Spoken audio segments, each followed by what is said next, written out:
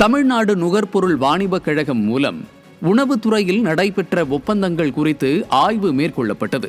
அதில் கடந்த சில ஆண்டுகளில் 7 தனியார் நிறுவனங்களுக்கு வழங்கப்பட்ட டெண்டர்கள் அனைத்தும் முறையற்ற முறையில் வழங்கப்பட்டுள்ளது என்றும், இப்படி டெண்டர் பெற்ற நிறுவனங்கள் புதிதாக உருவாக்கப்பட்ட அல்லது அனுபவமற்ற நிறுவனங்கள் என்பதையும், அவற்றிற்கு விரைவாக ஒப்பந்தம் வழங்கப்பட்டதாகவும் தெரியவந்துள்ளது.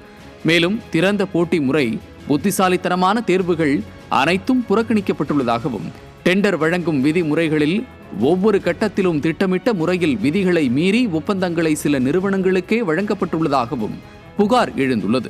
இந்த ஊழலில் திமுக அரசுக்கு நேரடியாக தொடர்பு இருப்பதாக கூறப்படும் நிலையில், அவற்றில் சில நிறுவனங்கள் பாஜக சார்புடையவர்களின் கட்டுப்பாட்டில் உள்ளதாகவும், அவர்கள் நெருக்கமான அரசியல் பின்னணியுடன் செயல்படுவதாகவும் தகவல் கசிந்துள்ளது.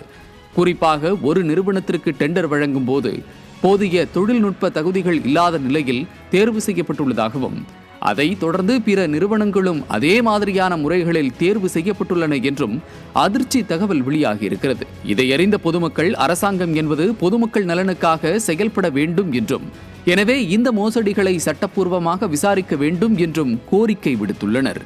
992 கோடி ரூபாய் மதிப்பிலான பெரும் ஊழல் குறித்து அதிமுக உள்ளிட்ட எதிர்க்கட்சிகள் கடும் கண்டனம் தெரிவித்துள்ளதுடன், திராவிட மாடல் ஆட்சியில் ஊழல் மலிந்துவிட்டதாகவும், இது தொடர்பாக முறையான விசாரணை நடத்தப்பட வேண்டும் எனவும் வலியுறுத்தியுள்ளன.